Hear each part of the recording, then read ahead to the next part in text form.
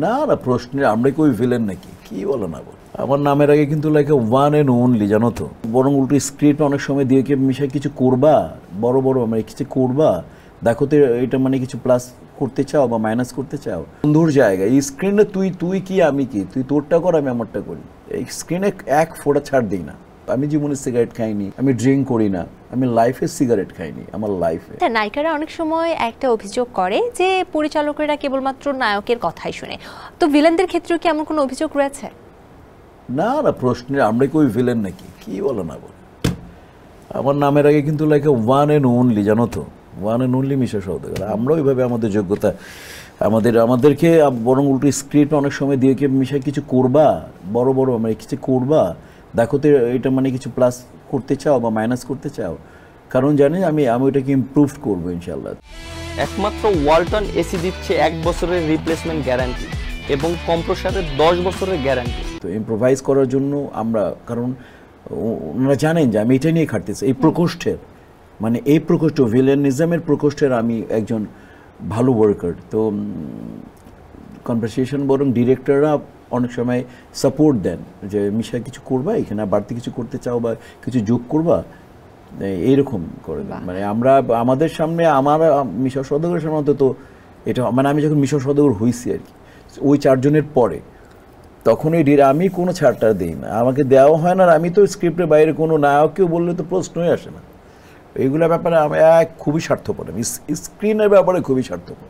এখানে বন্ধু বান্ধব কেউ মোরসেনে বন্ধু হোক, বন্ধুর জায়গা। এই স্ক্রিনে তুই তুই কি আমি কি, তুই তোরটা কর আমি আমারটা করি। এই স্ক্রিনে এক ফোঁটা ছাড় দিই না। এই কম্প্রোমাইজটা করেন না বলে কিন্তু আপনি টপ ক্লাসে আছেন, নাম্বার 1-এ আছেন। তা জানি না, মনে হয় যে আমার তোমারটা তুমি করো, তোমারটা তুমি করো, আমারটা আমি করবো। আমারটা অন্য কোনো কিছু করে তুমি করবা, এটা তো এত সহজে হবে না। যারা একটু ভিলেন চরিত্রে অভিনয় করে আমরা দেখেছি যে তাদের যে প্রেমের গুঞ্জন বা এই ধরনের কথা খুব একটা শোনা যায় না, এর পেছনে রহস্যটা কি? এটা কোনো ক্রেডিট বা ডিসক্রেডিট না। নায়কের প্রেমের গুঞ্জন শুনলে যে ডিসক্রেডিট বা কোনো কিছু, গুঞ্জন শুনলে কোনো কিছু, নায়ক নায়িকা একসাথে কাজ করলে তারা নর্মাল কথা বলবে, ফ্রেন্ডলি কথা বললে অনেকে আবার মনে করে প্রেম হয়ে গেছে। কারণ আমরা ঘটনা ঘটার আগে ভেবে নিই আর কি, মানে নায়ক নায়িকাদের ব্যাপারে। এটা আমাদের ভাবনার চিন্তার জায়গাটাই চেঞ্জ করা উচিত, মানে আমার মনে হয়, তাই না? যেমন নায়ক মানুষ মনে করে ভিলেন মানে চরিত্রহীন হবে, ড্রিঙ্ক। আমি জীবনে সিগারেট খাইনি, আমি ড্রিঙ্ক করি না, আমি লাইফে সিগারেট খাইনি আমার লাইফে। তো নো ড্রিঙ্ক, নো পান টানও জীবনে খাইনি। তো সেটা হচ্ছে যার যার ব্যক্তিগত ব্যাপার। আর প্রেম আর নায়ক নায়িকার ব্যাপারে, নায়ক নায়িকা একসাথে থাকবে, কথাবার্তা বলবে, ভাই প্রেম করবে, ওদের তো প্রেমকে এস্টাবলিশ করতে হয়। ওরা যদি স্বাভাবিকভাবে কথা না বলে, কারণ একজনের কেমিস্ট্রি যদি না মেলে, তাহলে তো স্ক্রিনে সেটা ফুটে উঠবে না। তো স্বাভাবিক ব্যাপার না।